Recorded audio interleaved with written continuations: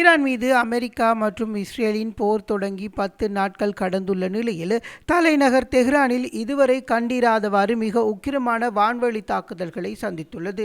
திங்கட்கிழமை இரவு தொடங்கி செவ்வாய்க்கிழமை அதிகாலை வரை நீடித்த இந்த குண்டுவீச்சு சம்பவங்களில் 1 கோடிக்கும் அதிகமான மக்கள் வாழும் தெஹ்ரான் மாநகரம் அதிர்ந்து போயுள்ளது. தாழ்வாக பறந்த போர் விமானங்கள் தெஹ்ரானின் குடியிருப்பு பகுதிகள் கனரக வெடிகுண்டுகளை வீசின. இதனால் கட்டிடங்கள், ஜன்னல்கள் மற்றும் தரை அதிர்ந்துள்ளதாக உள்ளூர் வாசிகள் தெரிவித்துள்ளனர். செவ்வாய்க்கிழமை என்பது ஈரான் மீது நடத்தப்படும் தாக்குதல்களின் மிக தீவிரமான நாளாக இருக்கும் என்றும் அமெரிக்க பாதுகாப்பு செயலாளர் பீட்டர் ஹெக்சன் தெரிவித்துள்ளார். இந்த நிலையில் தெஹ்ரான் மட்டுமின்றி இஸ்பாஹான் மற்றும் கராஜ் போன்ற முக்கிய நகரங்கள் இலக்கு வைக்கப்பட்டுள்ளன. மின்சார உற்பத்தி நிலையங்கள் சேதமடைந்துள்ளதாகவும் நீல நிற ஒளிப்பிழம்புகள் வானில் தோன்றியதோடு நகரின் பல பகுதிகள் இருளில் மூழ்கின. சில மணி நேரங்களில் மின்சாரம் சீர் செய்யப்பட்டதாக அரசு தரப்பினர் கூறினர். நாடு முழுவதிலும் 11வது நாளாக இணைய சேவைகள் துண்டிக்கப்பட்டுள்ளது. இது உலகிலேயே மிக நீண்ட கால இணைய முடக்கம் ஒன்றாக கருதப்படுகிறது. தகவல் தொடர்பு வசதி இல்லாததனால் மக்கள் பெரும் சிரமத்திற்கு ஆளாகியுள்ளனர். இதேவேளை தெஹ்ரான் போன்ற நகரங்களில் முறையான பாதுகாப்பான தங்குமிடம் மற்றும் முன்கூட்டிய எச்சரிக்கும் கருவிகள் இல்லாததனால் பொதுமக்களிடையே அச்சம் ஏற்படுத்தியுள்ளது. இதேவேளை ஐக்கிய அரபு ராஜ்யத்திற்கு அருகில் உள்ள கடல் பகுதிகளில் கொள்கலன் கப்பல் ஒன்று தாக்குதலுக்குள்ளாகியுள்ளது. இந்த தாக்குதலை நடத்தியது யார் என்பது இதுவரை உறுதிப்படுத்தப்படவில்லை என வெளிநாட்டு ஊடகங்கள் தெரிவிக்கின்றன. இதற்கிடையில் இஸ்ரேல் மற்றும் அமெரிக்காவின் கூட்டு தாக்குதலில் ஈரானில் உள்ள சுமார் 10,000 இடங்கள் தாக்குதலுக்கு உள்ளாக்கப்பட்டுள்ளதாக தெரிவிக்கப்படுகிறது.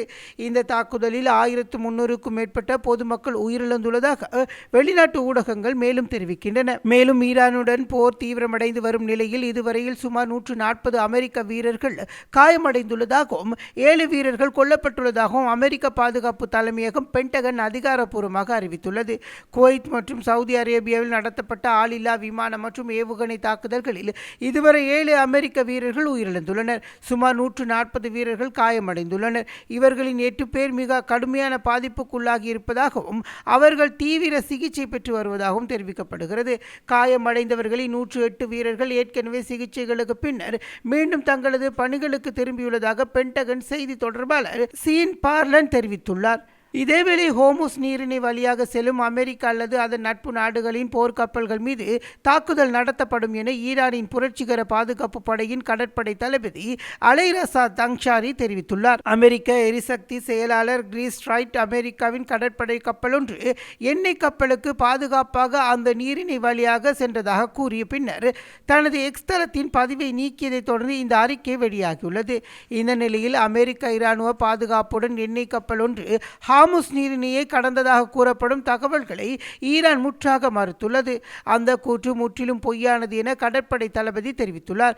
அமெரிக்கா அல்லது அதனுடைய நட்பு நாடுகளின் கடற்படைகள் இந்த பாதையை பயன்படுத்த முயன்றால் ஈரானின் ஏவுகணைகள் மற்றும் தற்கொலை தாக்குதல்கள் நடத்த ஆளில்லா வானூர்திகளின் மூலம் அவை தடுத்து நிறுத்தப்படும் எனவும் எச்சரித்துள்ளது. உலகளாவிய எண்ணெய் போக்குவரத்தில் மிக முக்கியமான ஒரு பாதையாக ஹார்முஸ் நீரிணை கருதப்படுகிறது. தற்போதைய போர் சூழலில் இந்த பகுதியில் ஈரானின் இந்த எச்சரிக்கை சர்வதேச அளவில் பதட்டத்தை அதிகரித்துள்ளது. மேலதிக செய்திகளுக்காக எமது யூடியூப் தளத்தை சப்ஸ்கிரைப் செய்யுங்கள்.